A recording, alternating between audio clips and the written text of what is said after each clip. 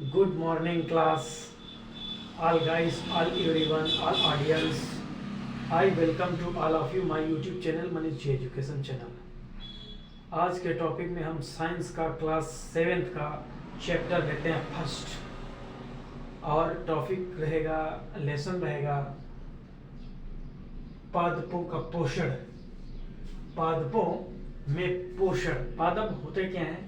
पादप का मतलब होता है प्लांट्स, यानी प्लांट्स का न्यूट्रिशन क्या होता है और पोषण। पेड़ पौधे। पादप का मतलब हो गया पेड़ पौधे। पेड़ पौधों का पोषण कैसे होता है? पोषण का मतलब जिस प्रकार जीवों का, हम लोगों का पोषण खाना के माध्यम से होता है। हम लोग खाना खाते हैं, खाना में अलग अलग प्रकार के, अब दैनिक शरीर को कार्य करने के लिए, इसकी लाइफ का बैलेंस बनाए रखने के लिए, जो हमारी दैनिक जीवन दिनचर्या होती है, उसकी लाइफ स्टाइल को बनाए रखने के लिए, शरीर का बैलेंस संतुलन बनाए रखने के लिए हमारे जो पोषण होते हैं उसमें मुख्य भोजन ही होता है। भोजन से हमें पोषक तत्व मिलते हैं। यानी पोषक तत्वों की जरूरत जीवों को होती है। अब जीव चाहे पेड़ पौधे हों, पादप हों या फिर अन्य कोई जीव हो, दोनों सजीव की श्रेणी में आते हैं। जो भी सजीव होते हैं उनको भोजन की आवश्यकता होती है, क्योंकि उनकी शरीर को चलने के लिए, क्रियान्वयन के लिए पोषक तत्वों की जरूरत होती है। और पोषक तत्वों को लेना भोजन के माध्यम से पोषण कहलाता है। तो पेड़ पौधों का पोषण होता कैसे है, तो हम पहले समझते हैं। पोषक तत्व पेड़ पौधों के कौन कौन से होते हैं? वैसे होते हैं तो करीब 30 पोषक तत्वों की आवश्यकता होती है, लेकिन हम जो मुख्य तत्व होते हैं उनको बताते हैं। इसकी ट्रिक भी है, जॉन पी के समग्र का और फेब मनकू जन्मोक्ल, इस ट्रिक से आप याद कर सकते हैं।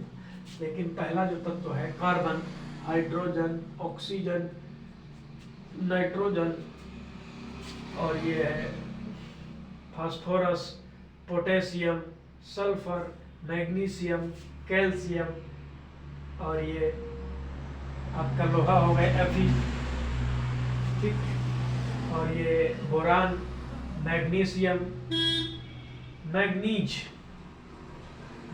ये हो गया मैग्नीशियम, ये Mn से मैग्नीशियम,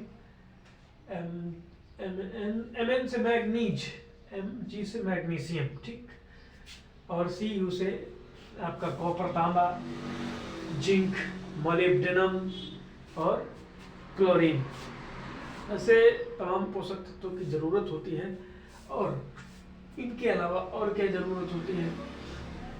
वाटर तो सबसे मुख्य चीज हो गया। वाटर यानी पानी की आवश्यकता होती है। खनिज लवणों की आवश्यकता होती है। इसमें खनिज लवण भी हैं, जैसे ये Fe हो गया, Mg हो गया, ठीक। सबके अलग अलग रूप होते हैं। तो ये सब पोषक तत्वों की आवश्यकता होती है। खनिज लवण, वाटर और प्रकाश संश्लेषण, प्रकाश की आवश्यकता होती है। प्रकाश यानी सूर्य का प्रकाश, सनलाइट। तो इसके पहले हम और आपको बताते हैं, जो पेड़ पौधे होते हैं वो स्वपोषी होते हैं। स्वपोषी का मतलब होता है जो स्वयं अपना भोजन बना लेते हैं, वो स्वपोषी कहलाते हैं। और जो अपना भोजन स्वयं नहीं बना पाते हैं, परपोषी कहलाते हैं। अब मनुष्य जो जीव होते हैं ये परपोषी होते हैं। क्यों? क्योंकि हम लोग अपना भोजन स्वयं नहीं बना पाते हैं।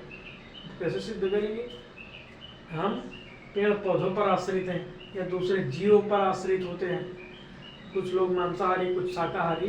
शाकाहारी मांसाहारी को भोजन आता कहाँ से? अपने आप में तो पैदा कर लेते हैं। यानी दूसरे को जो है, दूसरे पेड़ पौधे, पादप, जीव जंतु से हम लेते हैं अपना भोजन, ठीक। जैसे दूध है, घी है, मक्खन, ये सब कहाँ से आता है? जानवरों से। दूध से फिर कई फैक्ट्स बनते हैं, सब कई टाइप के फूड्स हम जो है दूध के प्रोडक्ट बनाते हैं।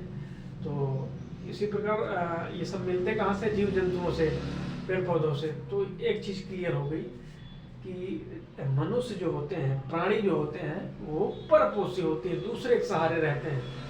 और जो पेड़ पौधे होते हैं स्वपोषी होते हैं। वो कैसे स्वपोषी होते हैं?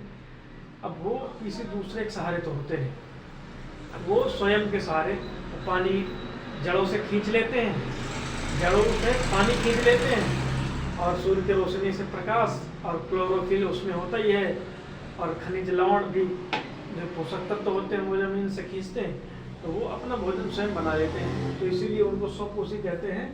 लेकिन कुछ पौधे होते हैं परपोषी होते हैं, जैसे अमरबेल। अमरबेल का आपने पेड़ देखा होगा। अमरबेल में जो है दूसरे पेड़ में होता है अमरबेल, तो वो भोजन कहाँ से प्राप्त करता है? उसकी जड़ वड़ तो होती नहीं, सब यानी इसी पेड़ से है, जो दूसरे के सहारे हो। एक प्रकार का परजीवी होता है। परजीवी का मतलब जो दूसरे को नुकसान पहुंचाए और उस नुकसान से उसका फायदा हो, वो परजीवी कहलाता है। जैसे जानवरों में भैंस वगैरह होती है, भैंस में जो भी परजीवी होते हैं, इंटरनल भी हो जाते हैं, आउटरनल भी। आउटरनल में चपटी वगैरह जीव जंतु होते हैं, वो खून चूसते हैं। जैसे मच्छर हो गया परजीवी, दूसरे को खून चूसता, उसका नुकसान करता और उसका फायदा होता है, तो ये परजीवी होते हैं। और इसमें एक और है मृत्योपजीवी। मशरूम जो होता है, मशरूम आपने देखा होगा, इस टाइप का होता है, इस टाइप का मशरूम जो है, ये बारिश के टाइम पर, बरसात के टाइम पे आपको देखने को मिलेगा, जहाँ सड़े गले कीचड़ वगैरह दलदल होंगे, वहाँ पर ये मशरूम आ जाते हैं। अब इसमें क्लोरोफिल होता ही नहीं, ये मरे हुई बिल्कुल होते हैं, सजीव श्रेणी में आते हैं, लेकिन ये उसी कीचड़ से जो है उत्पन्न हो जाते हैं, इस वजह से इनको मृत्योपजीवी कहते हैं। ठीक।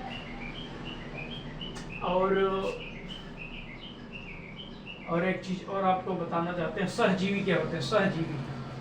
सहजीवी सहजीवी वो होते हैं जो एक दूसरे की हेल्प करते, दोनों को फायदा होता है। जैसे भैंस है, भैंस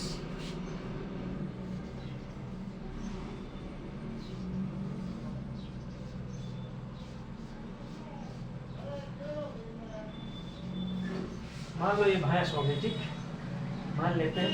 अब इस पे एक आ गया बगुला, ठीक, एक बगुला आके बैठ गया इस पे। अब ये बगुला जो है, इसके जो परजीवी होते हैं उसको खा रहा है, तो फायदा इसका भी हो रहा है, क्योंकि इसका परजीवी खून चूस रहे थे। जब इसका फायदा हो रहा है तो इसका भी फायदा हो रहा है, इसको भोजन मिल रहा है, तो ये एक दूसरे के सहजीवी हो जाते हैं, बगुला और भैंस सहजीवी। तो ये चीज़ समझ में आ गई। अब हम आपको बताते हैं, कोई भी सूक्ष्मतम चीज़ है, कोई भी सूक्ष्मतम चीज़ है जिससे किसी जीव का, किसी सजीव का निर्माण होता है, वो उसकी कोशिका कहलाती है। सबसे छोटी इकाई, किसी भी सजीव की सबसे जो छोटी इकाई वो होती है, वो कोशिका होती है। कोशिका मिलकर टिश्यू बनते हैं, टिश्यू मिलकर अंग बनते हैं, अंग मिलकर अंग तंत्र, यानी पूरे शरीर का शरीर मिलके यानी पॉपुलेशन, समाज, ये सब बनता है। तो कोशिका भी सजीव इसमें होते हैं, पेड़ पौधों में, ठीक। और कोशिका और क्लोरोफिल जो पेड़ पौधों में होता है, हरा हरा पत्तियों में, वो क्लोरोफिल होता है। तो अब हम चर्चा करेंगे कि जो पादपों में पोषण होता है वो किस प्रकार होता है। वो होता है प्रकाश संश्लेषण।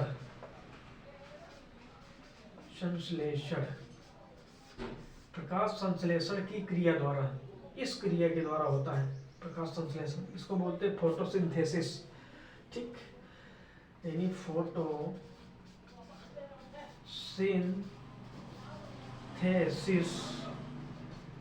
ये प्रोसेस अगर होगा, इस प्रोसेस के इंटरनल आपका प्रकाश संश्लेषण के माध्यम से पादपों में पोषण होता है। तो इनको क्या क्या चाहिए, अब हम स्ट्रक्चर बताते हैं। देखिए, इनको चाहिए कार्बन डाइऑक्साइड CO2 प्लस, और क्या चाहिए, CO2 के अलावा और चाहिए H2O। फिर प्रकाश की उपस्थिति होना चाहिए, प्रकाश मिलेगा, ठीक। और क्लोरोफिल होता ही है पेड़ पौधों में, क्लोरोफिल। इसकी उपस्थिति में ये बनाएगा कार्बोहाइड्रेट,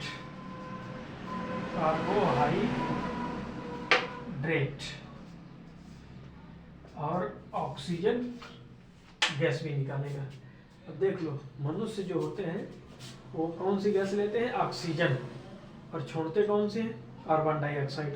और जो पेड़ पौधे होते हैं वो लेते हैं कार्बन डाइऑक्साइड गैस लेते हैं, और छोड़ते कौन से, ऑक्सीजन, O2। ये देखो, तो ये कार्बोहाइड्रेट ये है क्या, इन CO2 और H2O के मिलने से जब प्रकाश और क्लोरोफिल की उपस्थिति में जब ये क्रिया होती है तो फोटोसिंथेसिस, प्रकाश संश्लेषण की क्रिया हो जाती है, और उसमें कार्बोहाइड्रेट मिलता है। कार्बोहाइड्रेट ही ऊर्जा है, इसको ही स्टार्चमंट बोलते हैं। और इस कार्बोहाइड्रेट से ही पेड़ पौधे का जीवन यापन चलता है, ठीक। और तो इसका पहले स्क्रीनशॉट लीजिए, फिर हम आगे बताते हैं। अब हम आपको बताते हैं घटपर्णी क्या होते हैं। घटपर्णी जो है ये एक ऐसा पौधा होता है, ऐसा पादप होता है जो कीट भक्षी होता है, कीट भक्षी। इसका जो पेड़ होगा, ठीक, उसमें ऐसे इस टाइप का बना होता है उसकी पत्तियों में, और जैसे ही कीट इसमें बैठता है तो इस पे एक ढक्कन लगा रहता है, वो बंद हो जाता है, और वो ये पौधा, घटपर्णी जो पौधा होता है, ये अपना भोजन कीटों के माध्यम से प्राप्त करता है। तो जो घटपर्णी पौधा है वो कीटों से अपना भोजन बनाता है, प्राप्त करता है। तो ये एक, इसको एक अलग सेंस में आप इसको जो है याद कर सकते हैं कि घटपर्णी जो पौधा वो कीट भक्षी, कीट का भक्षण करता है, ठीक। तो आज की क्लास में बस इतना ही, और फिर मिलेंगे हम अगली नेक्स्ट क्लास में। तब तक के लिए goodbye, thank you very much.